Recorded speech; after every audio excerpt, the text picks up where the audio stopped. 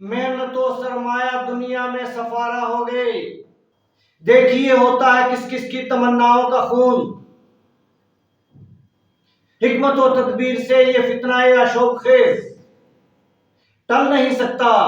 وَقَدْ كُنْتُمْ بِهِ تَسْتَعْجِلُونَ۔ کھل گئے یاجوج اور ماجوج کے لشکر تمام۔ چشم مسلم دیکھ لے تفسیر حرف ینسلون۔ اقبال رحمۃ اللہ علیہ نے 100 سال پہلے پیشین گوئی کر دی ہے۔ وہ وقت آنے والا ہے، کیونکہ اس وقت قومیں بیدار ہو رہی تھیں اور آثار بتا رہے تھے کہ کیا ہوگا۔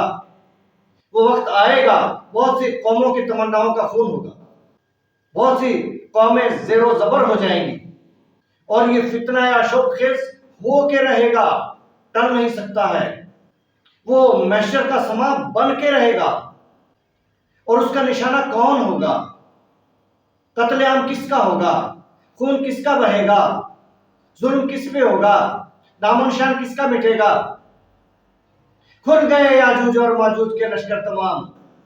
چشم مسلم دیکھ لے تفسیر حرف ینسلون۔ یہ قیامت کا سما برپا ہو کے رہے گا اور ہوگا مسلمانوں کے لیے۔ چشم مسلم دیکھ لے، وہ برا وقت آنے والا ہے، اس کے مقابلے کی تیاری کریں، اس کے لیے اپنی قوم کو ایک طاقتور قوم بنائیں، مضبوط قوم بنائیں، ملک کو مضبوط ملک بنائیں۔ اقبال رحمۃ اللہ علیہ شاعر مشرق ہیں، حکیم الامت ہیں اور ترجمان حقیقت ہیں۔